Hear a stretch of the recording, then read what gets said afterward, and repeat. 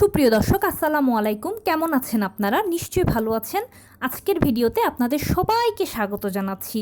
আজকে আমি আপনাদের সাথে শেয়ার করব নর্মাল ডেলিভারিটা অল্প সময়ে অল্প ব্যথায় কিভাবে হবে সেটার জন্য গোপন 3টি টিপস। তাহলে চলুন মূল ভিডিওতে যাওয়া যাক। বাই দ্য ওয়ে, মূল ভিডিওতে যাওয়ার আগে একটা কথা বলি, আমি আমার চ্যানেলে pregnancy related, specially normal delivery related অনেক ইম্পর্টেন্ট তথ্য ভিডিও আকারে শেয়ার করে থাকি। এই তথ্যগুলো আমার পার্সোনাল এক্সপেরিয়েন্স ও আমার ডক্টরের সাজেশন থেকে নেওয়া।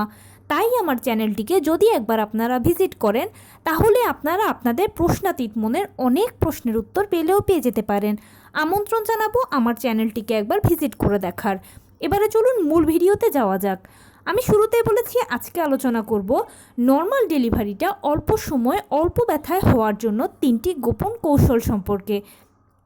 দেখুন, আমরা সবাই জানি যে নর্মাল ডেলিভারিটা সিজারের তুলনায় খুব ভালো।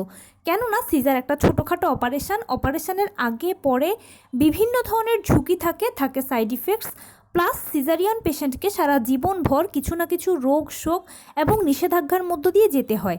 কিন্তু নর্মাল ডেলিভারি পেশেন্ট তার সব কিছু থেকে সেফ সিকিওর থাকেন, সারা জীবনভর তারা ভালো থাকেন।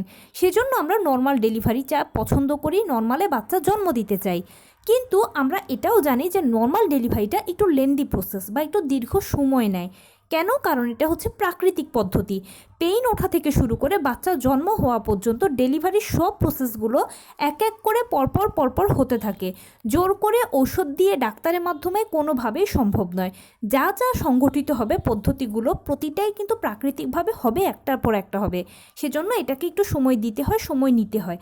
কিন্তু আপনি যদি এই 3টা কৌশল মেনটেন করতে পারেন বা জানেন, সময় মতো এগুলোকে যদি প্রয়োগ করতে পারেন, তাহলে দেখবেন যে আপনার নর্মাল ডেলিভারিটাও খুব অল্প সময়ে এবং সেই সাথে অল্প ব্যথায় হয়ে যাবে। আমি গ্যারেন্টি দিচ্ছি। এবারে চলুন বলছি সেই কৌশলগুলো কি কি। প্রথমেই হচ্ছে একদম প্রেগন্যান্সি শুরু থেকে শেষ পর্যন্ত নিয়ম করে হাঁটাচলা করবেন, টুকটাক কায়িক শ্রম করবেন। নবম মাসে যখন পড়বেন তখন অবশ্যই হাঁটাচলাটা পারলে একটু বেশিই করবেন, টুকটাক কায়িক শ্রমটাও বেশি করবেন। কেননা নবম মাসে পড়লে যেটা হয় যে শরীরে ব্যথাগুলো বেড়ে যায়, কষ্টগুলো বেড়ে যায়, হাতে পায়ে পানি এসে যায়, হাত পা ফুলে যায়। তখন মায়েদের একটু শুয়ে বসে থাকলে আরাম লাগে, কিন্তু এই কাজটা ভুল করেও করা যাবে না। এ সময় একটু বেশি করে হাঁটাচলা করবেন, নিয়ম করে হাঁটাচলা করবেন।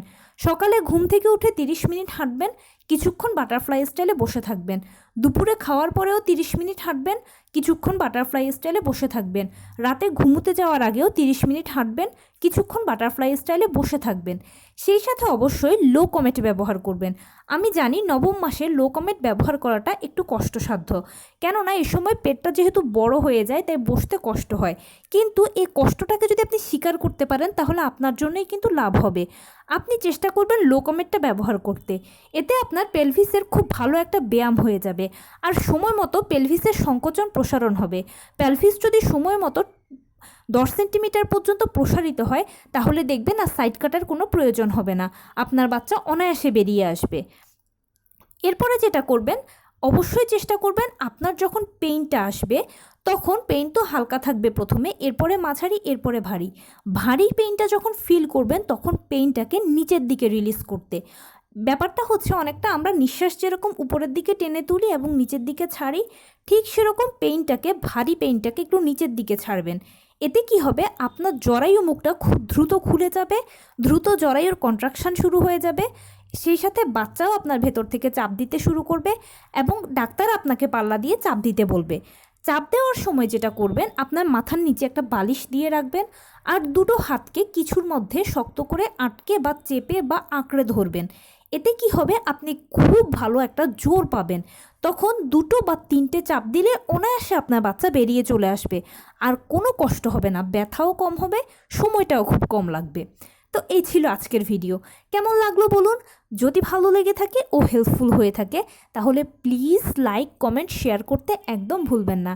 আর সেই সাথে আমার চ্যানেলটিকে সাবস্ক্রাইব করার বিনীত অনুরোধ রইল। পাশে থাকা বেল আইকনটি ক্লিক করে দেবেন যেন আমি ভিডিও আপলোড করার সাথে সাথে আপনারা নোটিফিকেশান পেয়ে যান। যদি কোনো প্রশ্ন থাকে কমেন্টসে জানাবেন, আমি অবশ্যই রিপ্লাই দেব। প্লাস যদি কোনো পরামর্শ থাকে যে কোন বিষয়ের উপরে ভিডিও করলে আপনারা উপকৃত হবেন সেটাও জানাবেন। আমি আপনাদের পছন্দের সর্বোচ্চ প্রায়োরিটি দেব। ভালো থাকবেন, সুস্থ থাকবেন, নর্মাল ডেলিভারিকে সাপোর্ট করবেন। আসসালামু আলাইকুম।